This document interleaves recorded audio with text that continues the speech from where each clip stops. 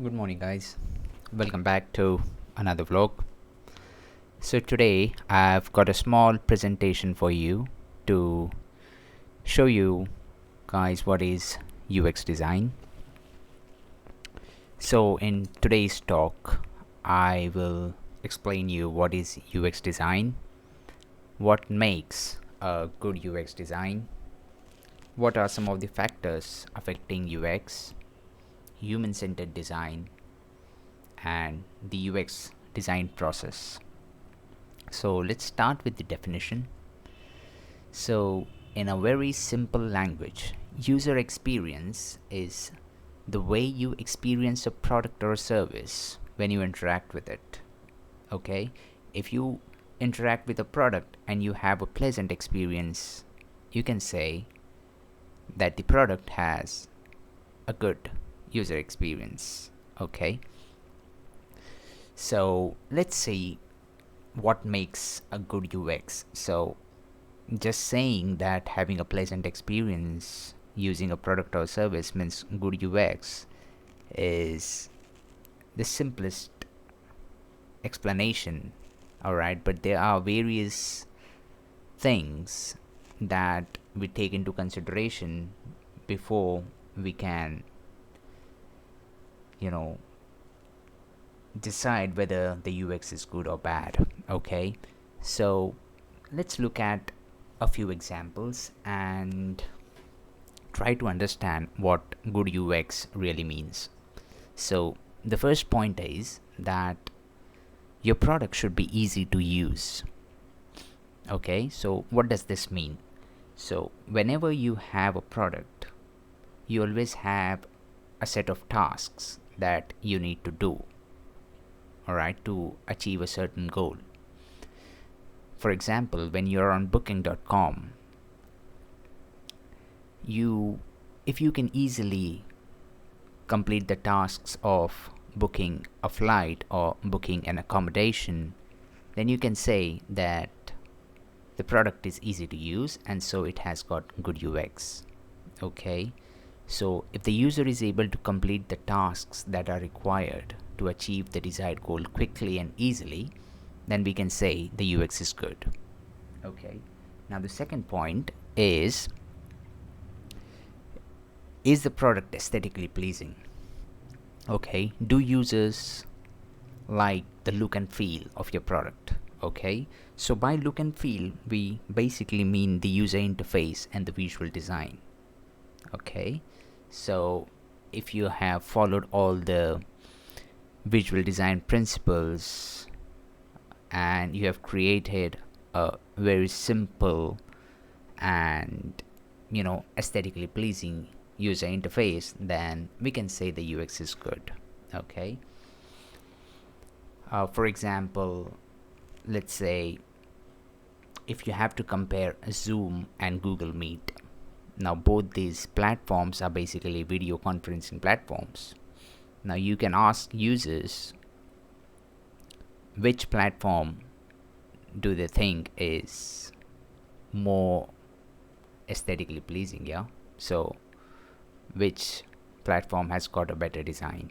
Okay, and then you can decide whether the UX is good or bad. Alright, now the third point is that your product should work for everyone. Okay, so when you're creating a product, it should work properly for all the intended users of your product. Alright, so let's take an example of Zoom. So Zoom is used for meetings. Okay, so in your office you must be using Zoom, but some people also use Zoom to do, hang out with their friends and families. So even these people are the intended users of Zoom. So even they should be able to, use that product properly, right? So whatever product you create, it should be accessible for everyone. Okay, everyone who is the intended user of that product should be able to use that tool. Again, let's take an example of LinkedIn, for example. So LinkedIn is a social networking site which normally we use to network with people in our community and maybe to look for a job. So on LinkedIn, there are people from various industries and people who have got, you know, uh, maybe less experience or maybe more experience. So we have got all kinds of users. Some of them have a lot of experience, and some are freshers right out of college.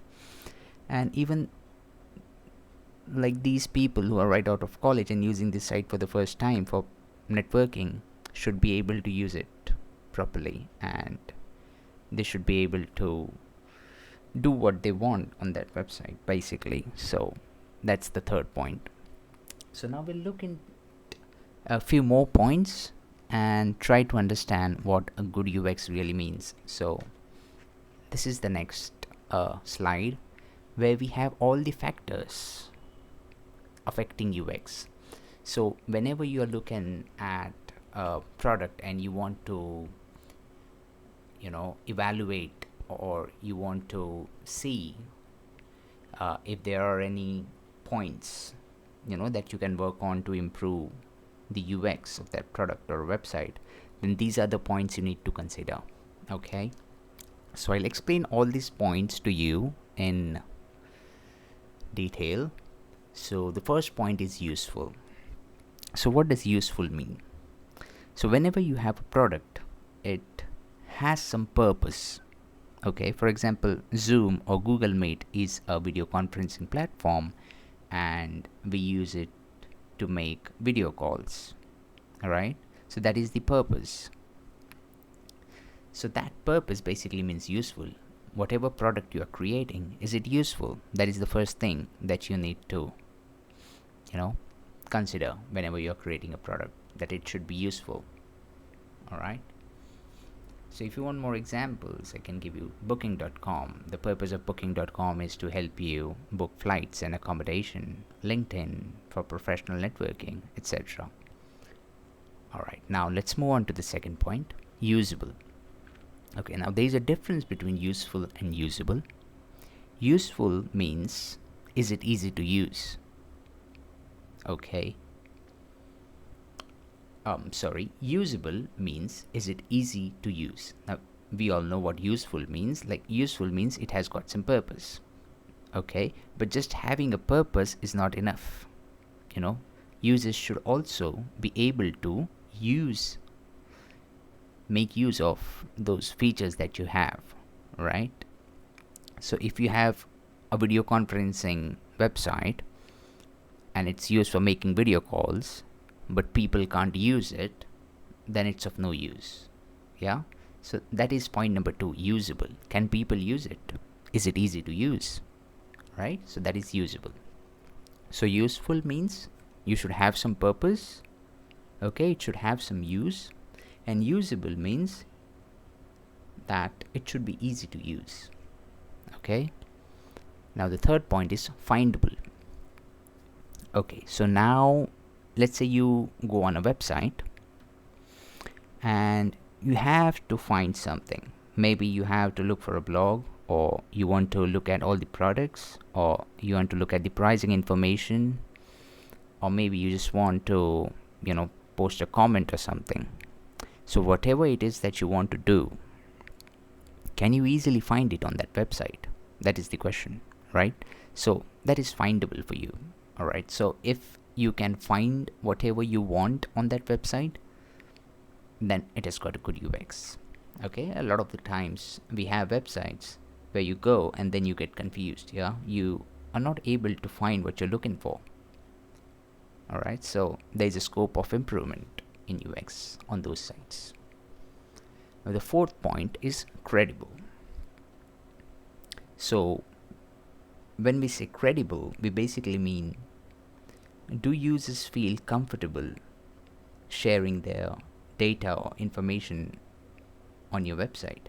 Do they feel comfortable to, let's say, register on your website, to give their email ID? Now, do they feel comfortable to buy something from your website?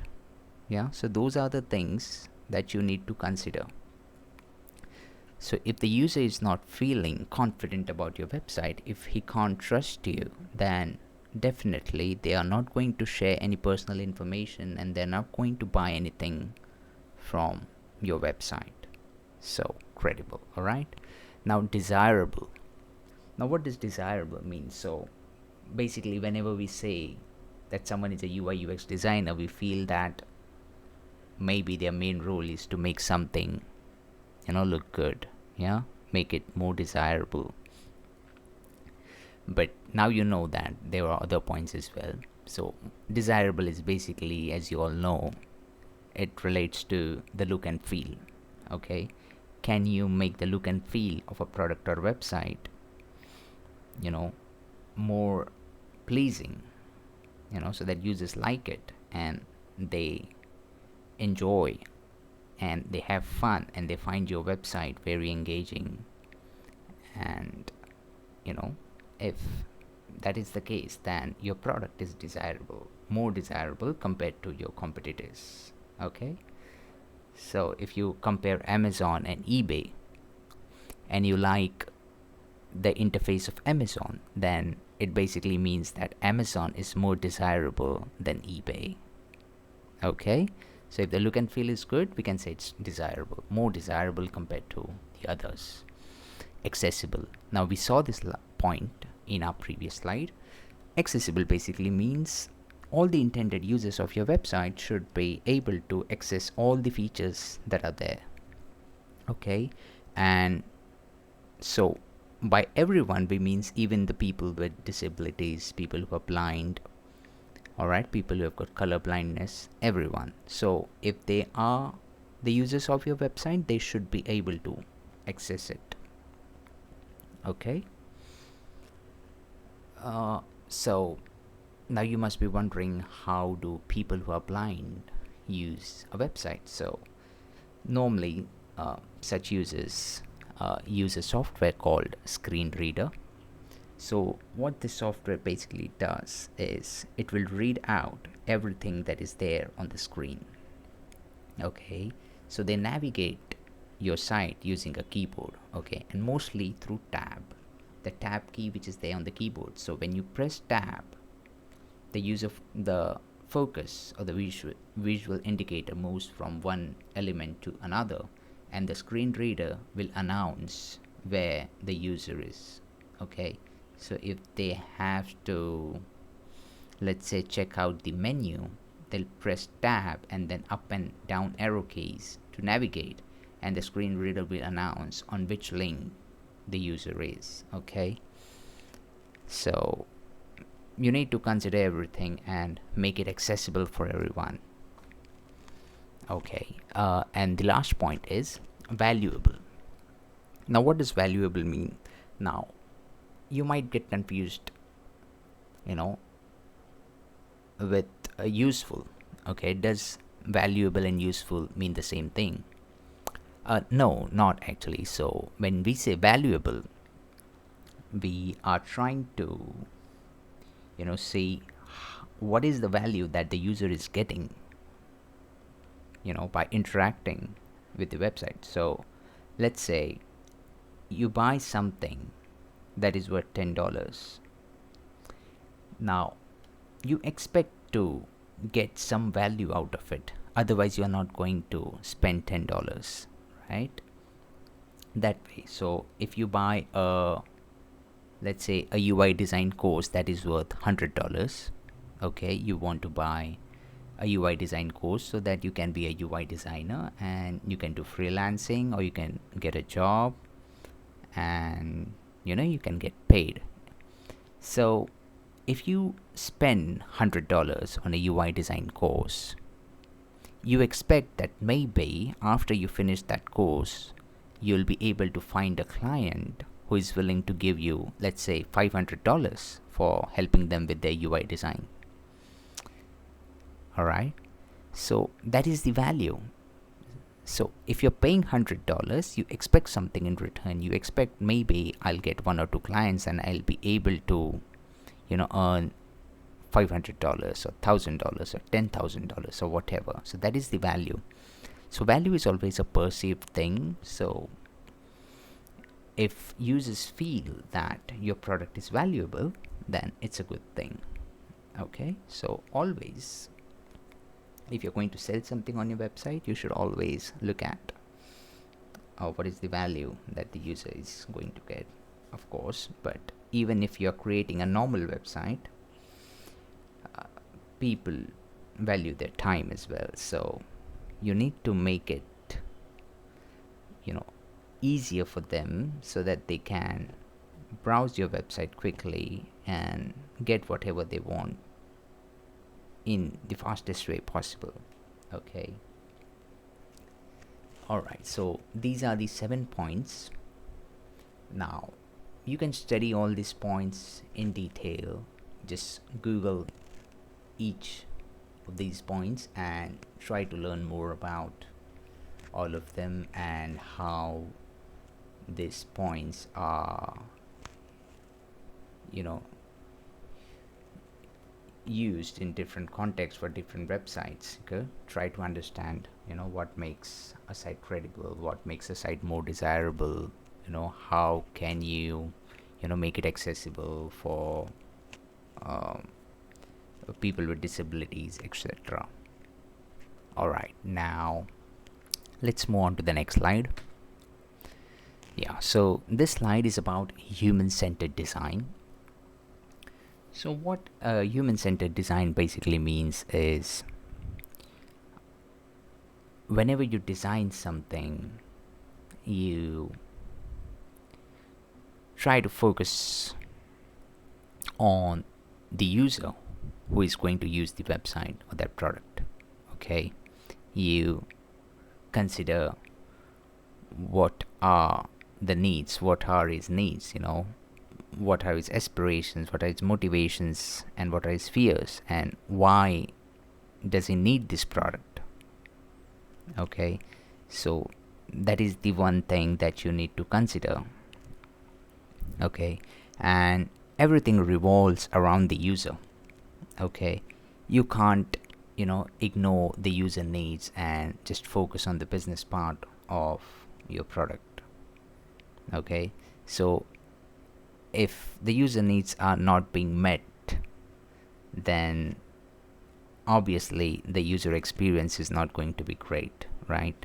So when we say user experience, we need to consider user.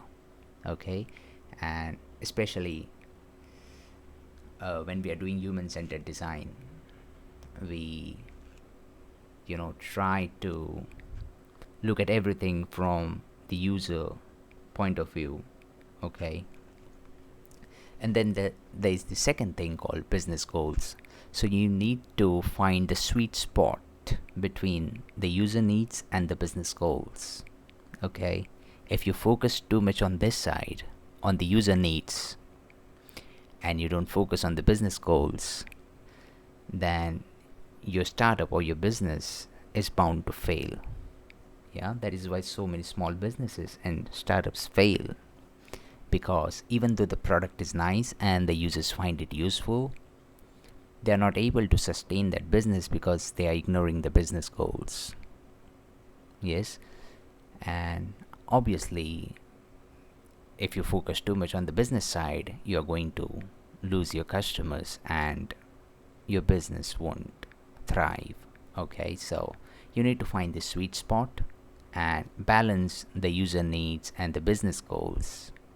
Okay, you have to think of all this as a system. Okay, try to think of everyone that is going to be involved in the making of your product successful. Okay, for your customers, your vendors, your partners, everyone. So that is human-centered design.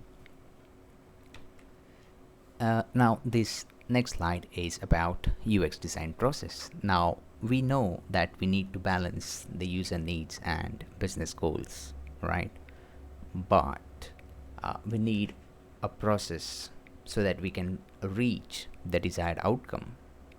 Okay, and this is the design process that everyone follows. Every UX designer will follow this process. Now they might use different terms for different steps, but basically these are the 5 steps that we have in any design process. And these steps are empathize, define, ideate, prototype, and test. I'll explain you all these steps in detail. So empathize. So what does empathize mean? Empathize basically relates to user needs and wants. Okay, so you first need to understand why is this product useful? Why does the user need this product? Okay, if the user doesn't need this product, then it's basically not useful for a user, and the user won't use it, and it'll fail. So first you need to understand what are the user needs and wants. So that is the empathize phase. So basically, to understand the needs of your user, there are various things that we do, like research. Okay, we try to understand why people use certain product. We do data analysis. Then we also do interviews with our potential customers, and we try to find the pain points. Okay, so once you have done that, once you have understood what are the pain points and what are the needs of the users, we also look at certain other things, like what are their aspirations, what are their motivations, what motivates them to buy a certain thing, etc. What are their fears? Some people buy some things because they're afraid that if they don't buy, this will happen that way. So we try to understand everything: their fears, motivation, goals, needs, wants, everything. Okay, by doing interviews, research, etc. And once we have all that information, what we do is we define the problem. Okay, so you're going to generate a lot of information in the empathize phase, and it's very important that we define it in a very simple terms, so that we can start the process of formulating a solution, to create a solution for those problems. So in the define stage, basically we try to, if there are a lot of problems, we try to prioritize which problem do we want to solve first. Okay, so we define the problems, then we prioritize them. Okay, we try to understand how much effort, how much time, how much resources we are going to need to solve that problem, etc. So in define stage, we basically try to define the problem that we need to solve. Okay, now this can go for user needs and business goals. What are the user goals that we need to solve, and what are the business goals that we can expect? Okay, so once you have clearly defined everything, the next stage is to start brainstorming, start creating ideas, start generating ideas of how we can solve these problems. So a lot of the times we try to sketch a normal user flow, how the user will go from point A to point B to point C and eventually reach the desired outcome. Okay, so we design a high level user flow for our website or product. We create a sitemap of what all pages we will need. Okay, we also create a wireframe. Okay, we use some wireframing tools like Balsamiq, or even you can use Figma or Adobe XD, whichever tool you prefer. And we basically brainstorm a lot of ideas, and then, as I said, we prioritize them, and then we decide which problem we need to solve first.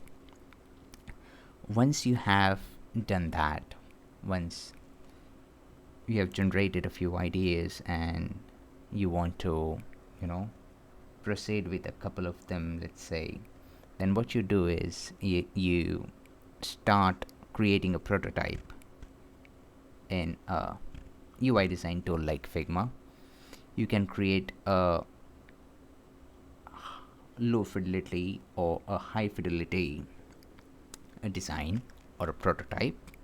Of course, we need, when you're going to deliver that product to developers so that they can develop this plan that you have done, this design that you've done, you need a proper clickable, interactive, high fidelity mockup for them. But we normally go from one step to the another. So first we'll create a high level user flow, then we'll create a wireframe, then we'll create a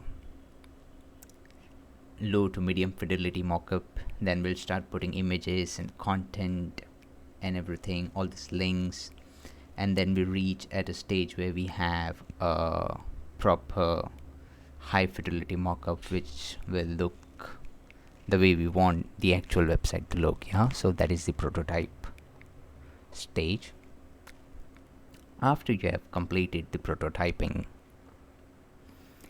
now we reach the final step where we test it. Okay, we see if we are able to solve the problems that we defined in the beginning.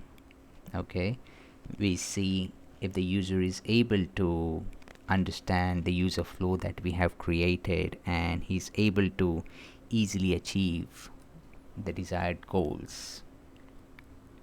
So in this testing phase, we basically look at all our performance indicators, and we do user testing, and we look at the performance indicators, and we see if we where we stand, basically if we need any improvements.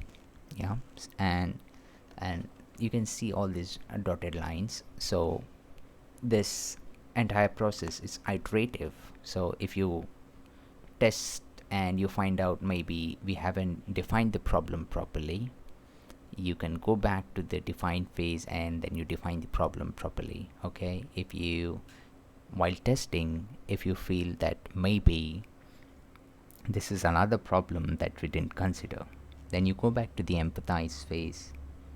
Okay, you note those things down, and then you again move ahead with define and ideate and brainstorming. So this is an iterative process, and if you have to condense it to even less steps, then you can say in these first steps what we do is basically discovery, then over here we do design, and then in the end we do delivery. Okay, so this is the simple UX design process. So that's all. Thank you guys. I hope you got the idea of what a UX designer basically does. Now we can create a few more PPTs to explain you guys in detail all those steps that we have in the UX design process. But for today, this is all that I wanted to share. I hope you enjoyed it. If you have any questions, please feel free to leave them in the comment section, and I'll see you in the next one. Thank you.